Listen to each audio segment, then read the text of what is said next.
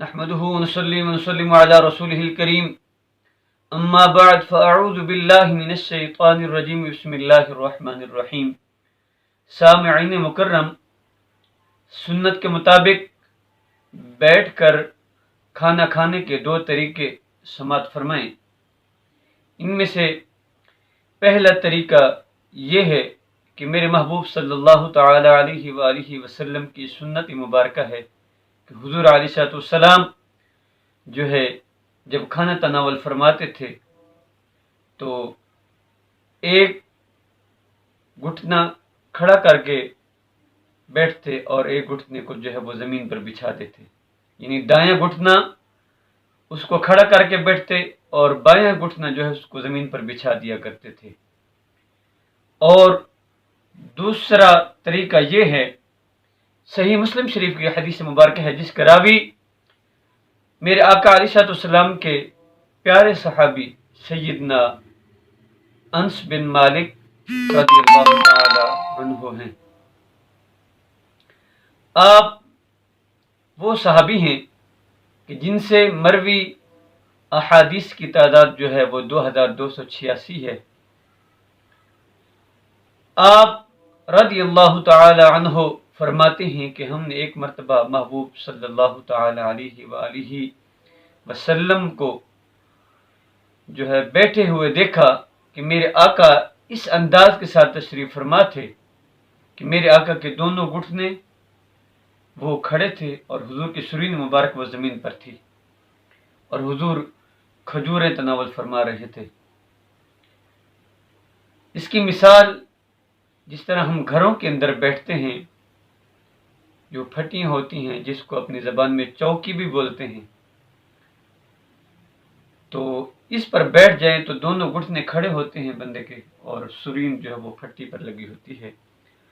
تو اس انداز کے ساتھ بیٹھنا، کھانا کھانا، یہ بھی سنت طریقہ ہے۔ دو طریقے آپ نے سماعت فرما لیا حدیث کے حوالے سے۔ اب ان کے فوائد بھی سماعت فرما لیں اور ان کے نقصان بھی۔ فوائد کیا ہیں دو طریقوں کے؟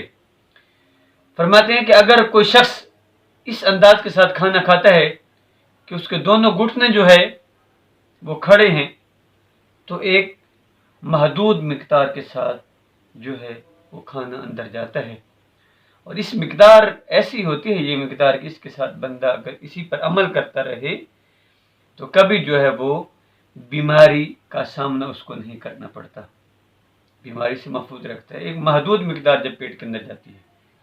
دوسرا طریقہ کہ اگر دایاں گھٹنا کھڑا کر کے بیٹھے اور بایاں گھٹنا انسان زمین پر بچھا کر کھائے تو اس کے دو فائدے ہیں۔ نمبر ایک، تلی جو ہوتی ہے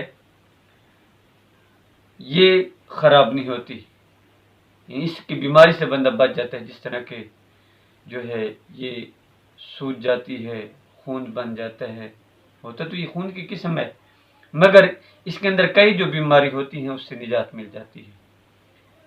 اور فرماتے ہیں کہ جو اس انداز کے ساتھ کھاتا ہے اس کی جو رانیں ہوتی ہیں، رانیں، ان کی رگیں جو ہے، ان کا گوشت جو ہے وہ مضبوط ہو جاتا ہے۔ تو اس انداز کے ساتھ کھانے کے یہ دو فائدے ہیں۔ اور اگر کوئی شخص ان دو طریقوں کو چھوڑ کر جو ہے وہ چوکڑی لگا کر بیٹھے اور کھانا کھائے تو فرماتے ہیں کہ اس کا نقصان یہ ہوتا ہے کہ وہ شخص بیمار بھی ہو جاتا ہے اور اس کا پیٹ جو ہے وہ بھی پھولنا شروع ہو جاتا ہے، بڑھ جاتا ہے۔ تو لہذا اس وجہ سے ان چیزوں سے پرہیز کرنا چاہیے۔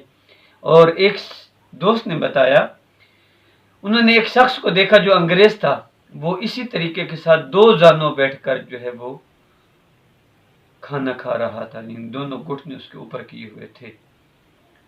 تو جب اس سے پوچھا گیا کہ بھئی تو اس طرح کیوں کھا رہا ہے، کہنے لگا کہ میں اپنے پیٹ کو جو ہے وہ کم کر رہا ہوں۔ اگرچہ اس کا عمل کوئی دینی لحاظ سے نہ تھا، مگر فائدہ یہی تھا کیونکہ یہ ہمارے محبوب کا طریقہ ہے۔ تو اللہ تبارک و تعالی ہم سب کو اپنے محبوب کے نقش قدم پر عمل کر کے زندگی گزارنے کی توفیق عطا فرمائے اور ہم سب کو سنتوں کا پابند بنائے۔ وآخر دعوانا ان الحمد للہ رب العالمین.